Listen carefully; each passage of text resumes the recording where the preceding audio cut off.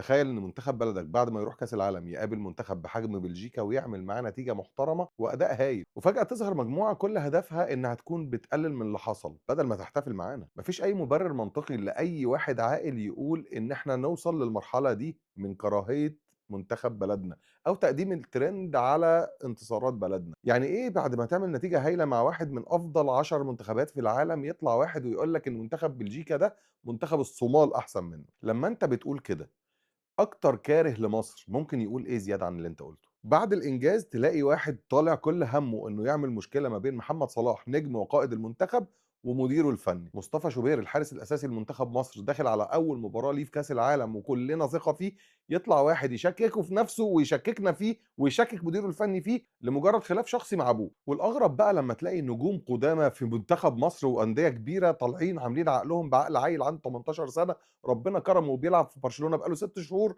وسجل 15 هدف في 17 مباراة، عشان يطلعوا يقللوا منه ويقللوا من حجم انتقاله لبرشلونة، بل انهم يلوموا على حسام حسن ضمه للمنتخب. بدل ما نشوف ملامح الفرحة في وشوش كل الناس باننا عندنا لاعب صغير في السن كبير في المستقبل راح برشلونة، حجم برشلونة لوحده يخلينا نفرح ان احنا عندنا لاعب بينتقل انتقال مباشر من الدوري المصري للنادي بحجم برشلونة. وبدل ما كلنا نحتفل ويطلع لك شوية ناس لمجرد انتماء لنادي معين كل همهم انهم يدمروا التجربة من قبل ما تبدأ، لمجرد بس انهم يقولوا ان النادي الاهلي ما طلعش لعيب بالحجم ده، وان كل الناس اللي بتطلع بره ممكن نقول عليهم زملكاويه زي ما اتقال على صلاح واتقال على مرموش واتقال على غيره.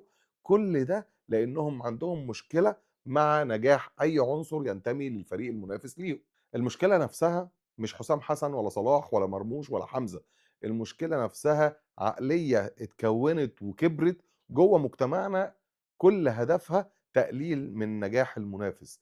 عمرهم ما فكروا في أي شيء غير إنهم يبوظوا فرحة اللي حواليهم، عمرهم ما فكروا إنهم يفرحوا مع غيرهم. ما حدش يقدر يحجر على أي حد يفكر وينتقد ويقول رأيه.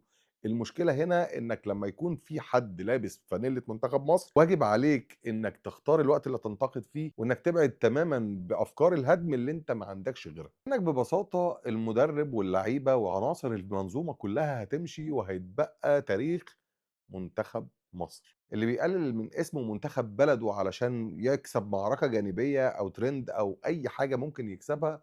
لازم يفهم كويس قوي إنه بيخسر أكبر بكتير من اللي بيكسبه.